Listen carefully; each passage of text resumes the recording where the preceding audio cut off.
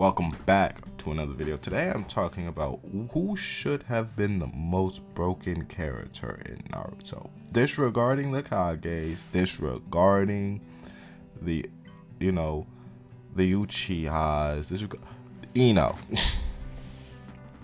Ino should have been the most broken character in Naruto, mainly just because of mind transfer jutsu. We see the extent and the power of this when she uses it on Sakura in the first part, and as she continues to use it throughout the Chunin exams.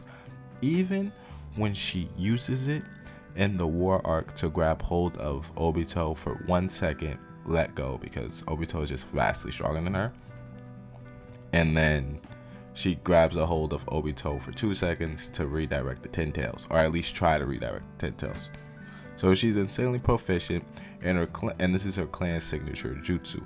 You can't tell me that a mind transfer jutsu, if they let her train, if they let Ino get to her full potential, to let her grow up, grab a hold for a minute or two, that Naruto series would have just been shorter.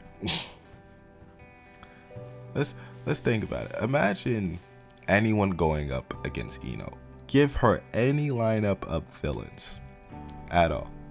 She can just mind transfer it, jump off a cliff. Well, they have special abilities, but manage to do something to create existential harm within their bodies.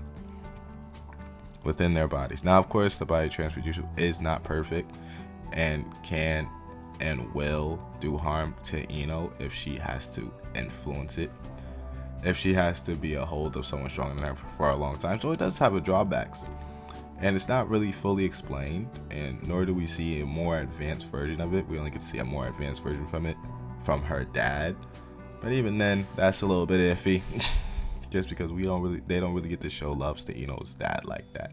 Of course, she's a great sensory ninja and a great one to spread information throughout the war arc. So she was real good at this, but you could not tell me, because I was rewatching the show recently, that Ino could have been the greatest Deus Ex Machina in Naruto. Forget about the Hashirama cells.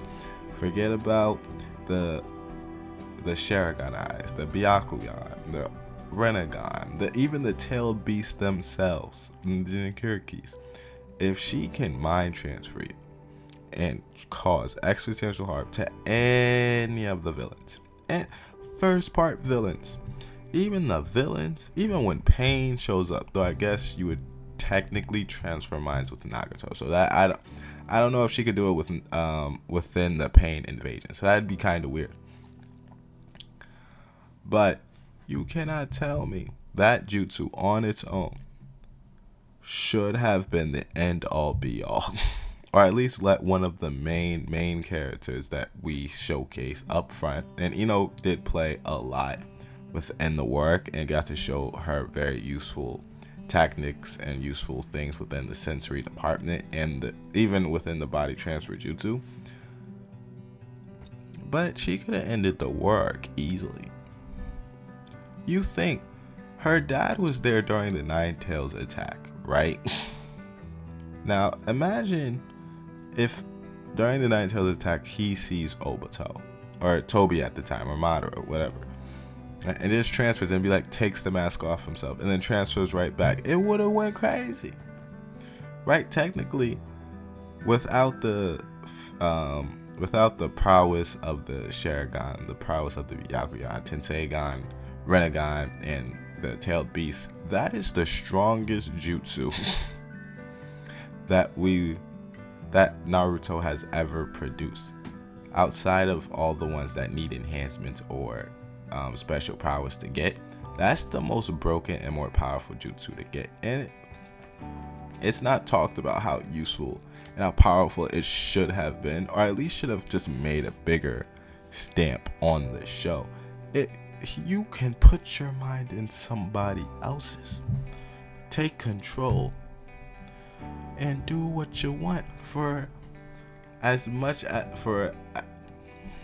just a little bit of time.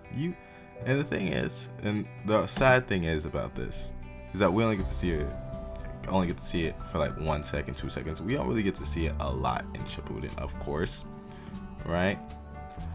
But if she trained it, and Kishimoto could have made this a good idea just for it not to be so broken.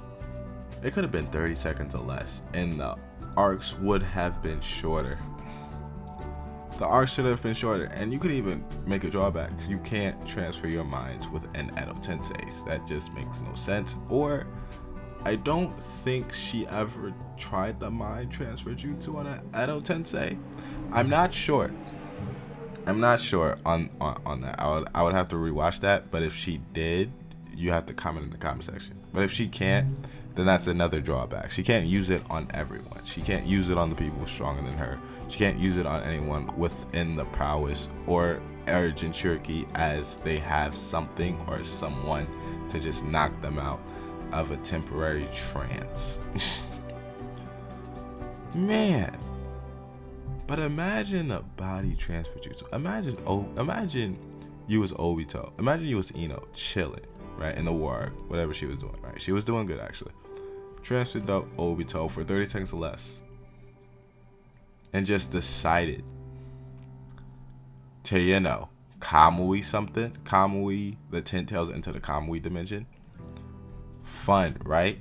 Imagine the stuff she could have got up to. Transferred bodies within for the Akatsuki members.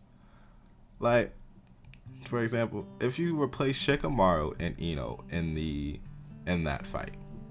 Granted, because Shadow Possession and Mind Transfer Jutsus are two separate things. But imagine you transfer them, you switch them out in that fight, and Ino mind transfers herself into Hidan and just sets up the same trap. That wouldn't of course been a better fight because Shikamaru had to get his get back. But it had so many potential uses and so many potential takedowns that if it was a mainstay within like a Sasuke and Naruto or even a Sakura, that it would have been brought out a lot more. And it's overlooked on how broken the body transfer jutsu was and what it could have become within the Naruto verse. For example, can she mind transfer with Ishiki? Jigen? Momoshiki? Kenshiki? You think? You would have solved a lot of problems. Anyway, like and subscribe. I just wanted to show love to Ano. Talk about the most overlooked jutsu and the potential that she had. Of course, I'll see you in the next one. Peace out.